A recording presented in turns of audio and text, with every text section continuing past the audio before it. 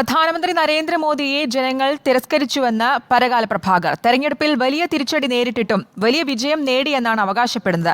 Kerala NGO union സംസ്ഥാന സമ്മേളനത്തിന്റെ ഭാഗമായി സംഘടിപ്പിച്ച പരിപാടി ഉദ്ഘാടനം ചെയ്ത് സംസാരിക്കുകയായിരുന്നു പരകാല പ്രഭാകർ. കേന്ദ്രമന്ത്രി നിർമ്മലാ സീതാരാമന്റെ പങ്കാളി കൂടിയാണ് പരകാല പ്രഭാകർ. മുൻകാല BJP സർക്കാരുകൾക്ക് വലിയ തിരിച്ചടി നേരിട്ട തെരഞ്ഞെടുപ്പാണ് പാർലമെന്റിലേക്ക് ഇക്കുറി നടന്നത്. പ്രധാനമന്ത്രി നരേന്ദ്രമോദിയെ ജനങ്ങൾ തിരസ്കരിച്ചു. എന്നാൽ വലിയ തിരിച്ചടി നേരിട്ടിട്ടും വലിയ വിജയം നേടിയെന്നാണ് BJPയുടെ അവകാശവാദം. മാധ്യമങ്ങൾ പ്രധാനമന്ത്രി വിജയിച്ചെന്ന് എഴുതി. യഥാർത്ഥത്തിൽ വലിയ ദുരന്തത്തിൽ നിന്നും ഇന്ത്യ രക്ഷപ്പെടുകയാണ് ഉണ്ടായതെന്നും പരകാല പ്രഭാകർ പറഞ്ഞു. The Prime Minister, who was roundly defeated, rejected by the people, is now claiming that they had a huge victory, and everybody is writing that they had a huge victory. But of course,